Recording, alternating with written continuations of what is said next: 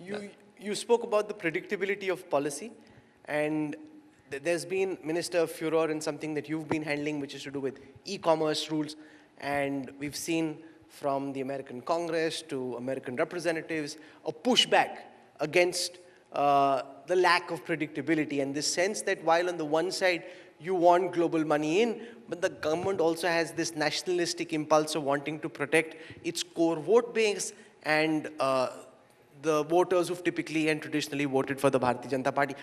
To what extent are you reacting to the global criticism of some of these e-commerce rules, and how do you address this concern about predictability of policy? That this is what the rules were when I came in, and that's what I hope they'll stay as we go along. Just by the way, this is one government which has not done a single retrospective amendment in its 7.5 years in office. Not a single one. And I dare say I'd like anybody to reflect and tell me if we have done a single action which has a retrospective impact. On the contrary, we have right-sized what wrongs were done by the previous government. Point one. Point two, there is absolutely no retraction of any policy whatsoever when it comes to e-commerce rules, which are for consumer protection, under consideration and deliberation, or the FDI policy. We are reiterating what has been said many times over, that there has to be fair play, there has to be equity. Just like Mr. Narendran just said about when we do FTAs, we have to have a reciprocal arrangement and fair play. It's not about political vote banks. I'd like to correct you, Rahul. It's about livelihoods. And we have to ensure that we have an organized business environment in which everybody has equal opportunity. And that's the effort that is being sought to be done. The good part about this government is that everything we do is after a lot of consultation. Look at the new education policy. 5 years in the making. 2015 it came out. We had 200,000 issues on which feedback was received.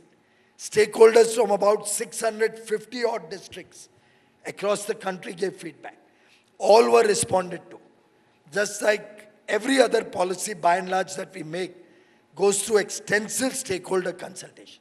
And then we come up with, as they say, Amrit mein se, manthan mein se Amrit nikalta hai. So in that sense, consultation is good for the system.